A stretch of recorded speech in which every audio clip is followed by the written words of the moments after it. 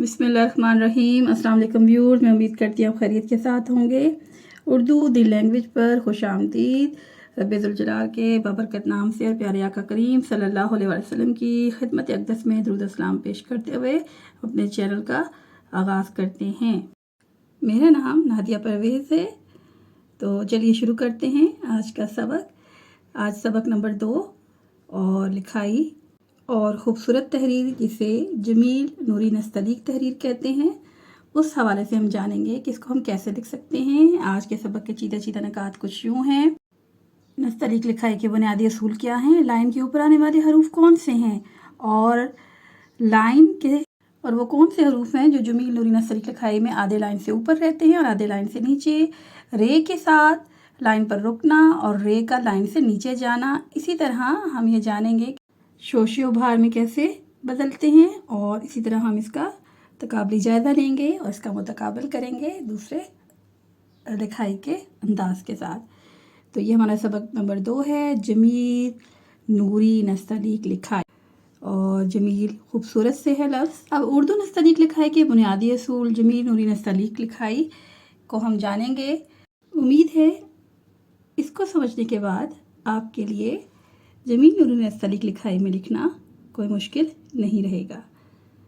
ये कुछ जिसे आप कह सकते हैं एब्रीवेशन इंग्लिश में, और कुछ हम यूँ कह सकते हैं कि मुखफ़फ़ अल्फाज को जहन में रखते हुए हम इनको याद रख सकते हैं।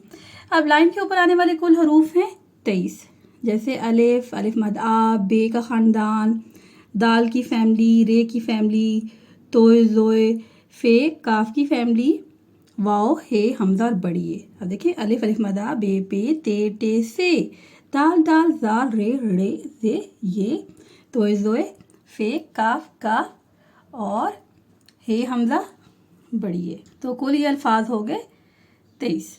एक नज़र फिर आप इसको देखिए कि ये अल्फाज क्या है, ये लाइन के ऊपर आके रुक जाते हैं। इस तरह हमें ये हमारे जहन में महफूज रहेगा कि कौन से हरूफ ऐसे हैं जो लाइन के ऊपर रुकते हैं, और उनकी तादाद है 23। उम्मीद है आज के सबक से आप महजूज भी होंगे और आपको इसको अपनाने में कोई मुश्किल पेश नहीं आएगी।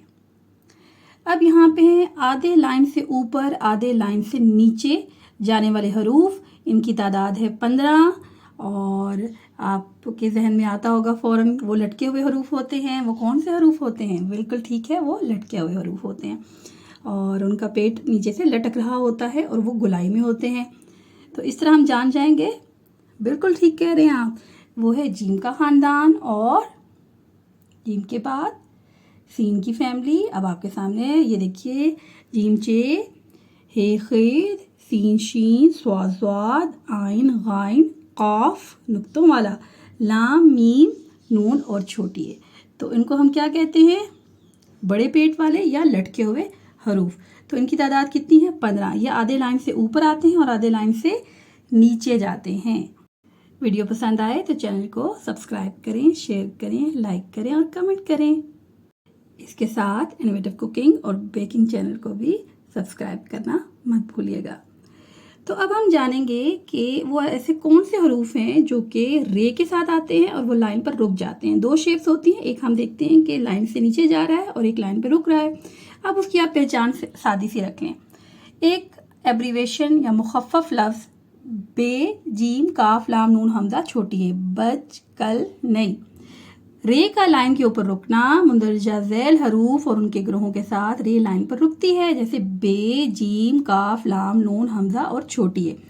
अब आप ऊपर देख भी रहे हैं कि जब हम उसके साथ लिख रहे हैं बे के साथ रे को, तो वो क्या लग रहा है? वो बर लाइन के ऊपर रुक गया।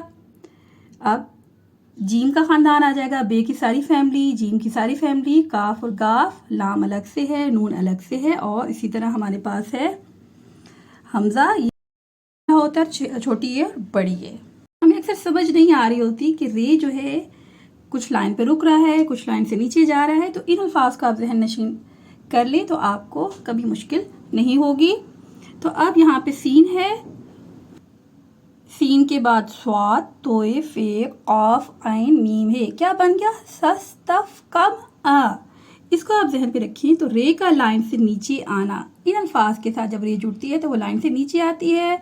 اب دیکھیے مندرجہ ذیل حروف اور ان کے خاندان کے ساتھ جب رے آتی ہے تو وہ کیا ہوتی ہے، رے لائن سے نیچے جاتی ہے. سین کا خاندان صاد، توئے، عین، فے، کاف، میم اور ہے. سین شین صاد ضاد، توئے زوئے، عین غائن، فے کاف، میم اور ہے. بالکل آپ کو بہت آسانی سے یہ بات سمجھ آ گئی. جب بھی آپ کسی بھی لکھائی کی مشق کریں تو اس کا نمونہ اپنے سامنے رکھیں تو آپ کے لیے بہت آسانی ہوگی. اب یوں دیکھیے ایک شوشے کا ختم ہو کر ابہار میں تبدیل ہونا کیسے ہوتا ہے. اس کے لیے جو مخفف لفظ ہے جر مہی، یہ مندرجہ ذیل وہ حروف ہے جن سے پہلے ایک شوشہ ختم ہو کر ابہار میں بدل جاتا ہے. جب ہم پہلے لکھتے تھے تو بیچ میں ایک شوشہ ہوتا تھا، تو اس لکھائی میں شوشہ نہیں ہوتا ہے، ابہار ہوتا ہے اور شوشے کو ابہار میں تبدیل کر دیا جاتا ہے. وہ کس فیملی کے ساتھ؟ جیم کا خاندان، رے کا، میم، پھر ہے آ جائے گی اور پھر چھوٹی ہے. جیم چے ہے خے ریڑے زے یہ ہے اور چھوٹی ہے. تو جر مہی کو آپ اپنے ذہن میں بہت اچھے سے بٹھا لیں تو یہ آپ کو آسانی رہے گی. اب آپ کے سامنے رکھ رہے ہیں، ایک ہے نستعلیق طریقہ لکھائی اور عام طریقہ لکھائی. تو اس کا جائزہ آپ خود لے سکتے ہیں. تو ہم آپ کے سامنے یہ دیکھیں، ہم اس کا احاطہ انہی الفاظ کے ابتدائی حروف سے کر رہی ہیں. جیم کے ساتھ رے جڑا تو یہ دیکھیں لائن کے اوپر کیسے رک رہی ہے، اور سین کے ساتھ رے لائن سے نیچے جا رہی ہے. اب یہاں پہ ابہار میں کیسے بدل رہا ہے، ہم نے ہے رکھا اور رے کے ساتھ ایک مثال ہے اس کو ہم نے جوڑا، تو یہ آپ اس کو ابہار میں دیکھ سکتے ہیں اور سامنے آپ کے موجود ہے مثال کہ ہم نارملی اس کو کیسے لکھا کرتے تھے شوشے کے ساتھ. امید ہے آج کا سبق آپ کو اچھے سے سمجھ آیا ہوگا. اس حوالے سے انشاءاللہ ایک تحریری انداز میں بھی آپ کے سامنے پروگرام پیش کریں گے. تو اللہ پاک سے دعا ہے کہ اللہ پاک ہمارے علم اور فیض میں برکت اور اضافہ فرمائے اور ہمیں دیے سے دیا جلانے کی توفیق نصیب فرمائے. تو ملتے ہیں جلدی نیکسٹ ویڈیو میں، تب تک اللہ نگہبان.